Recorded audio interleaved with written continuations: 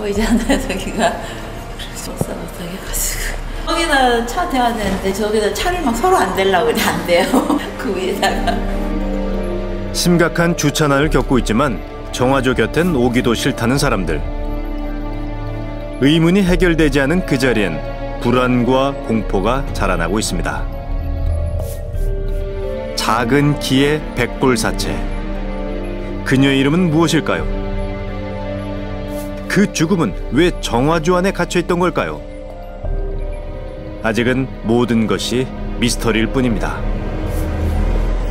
신체의 일부분만 발견된 백골사체. 나머지 뼈들의 행방은 묘연하고 백골의 신원 역시 아직 불분명합니다. 어느 날 갑자기 정화조 속에서 발견된 죽음. 그것은 사고의 결과일까요? 아니면 사건의 흔적일까요? 정화조 안의 죽음. 그것은 두 가지 경우 중 하나일 가능성이 높습니다. 실수로 정화조 안으로 빠지거나 범죄에 희생된 뒤 유기됐을 경우입니다. 아직 풀지 못한 이야기가 남아있는 곳. 일단 문제의 정화조부터 정확하게 파악해봐야겠습니다. 그래야 죽음의 진실에 다가설 수 있을 겁니다. 이게 지금 천 정도 될 것 같은데. 웬만한 성인은 들어갈 수 있을 만큼 넓은 입구. 깊이는 2m 정도 깊지만 물만 올라와서 여기로 이제 나가게끔 하는 장치. 이게 일종의 거름망 장치라고 보시면 돼요. 깊이 3분의 2 지점에 거름 장치가 설치되어 있습니다. 그런데 이게 강도가 그렇게 센 게 아니에요. 그냥 잡아만 주는 거기 때문에 화주는 좀만 가해지면 떨어지는 거죠. 한쪽으로 무너져 내린 거름 장치. 발견 당시 백골은 무너져 내린 거름 장치의 아래쪽에서 발견됐습니다. 이 같은 사실은 뭘 의미하는 걸까요? 먼저 실족사의 가능성을 알아봐야겠습니다. 사람이 추락할 경우 정화조의 거름 장치가 무너지는지 확인할 필요가 있습니다. 실험자는 150cm를 조금 넘는 여성, 변사자와 비슷한 체격 조건입니다.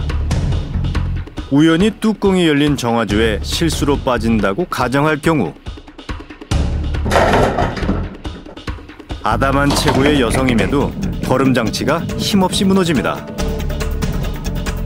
손이 입구에 닿긴 하지만 팔 힘이 약한 여성이라 위로 올라오질 못하는데요. 오물로 가득 찬 실제 정화조에선 상황이 더욱 나빴을 겁니다. 제가 키가 작은데 높이가 너무 높아서 올라오기 힘들고요. 미끄러워서 디딜 때도 없고.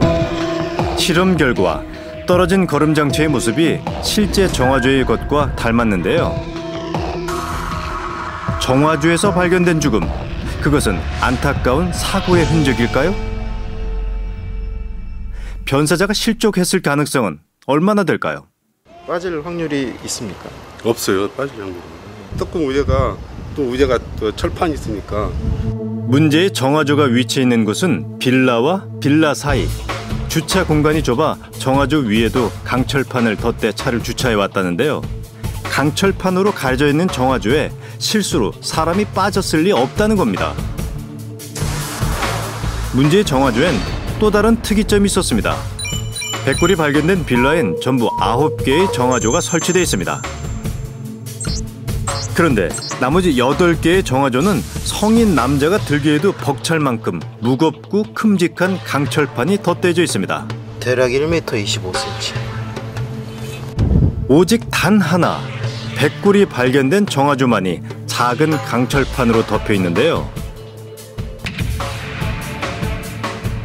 오래전 이 정화조의 특성을 잘 아는 누군가가 자신의 죄를 숨기는 장소로 이곳을 택했던 건 아닐까요? 다른 거 관련된 건 없고. 네, 이것만. 이거 지금 통 속에서 우리가 망을 통해가지고 망으로 해서 지금 다 건져낸 거예요. 백골의 신원을 알기 힘든 이유는 정화조 안에서 변사자의 것으로 보이는 물건이 전혀 발견되지 않아서입니다.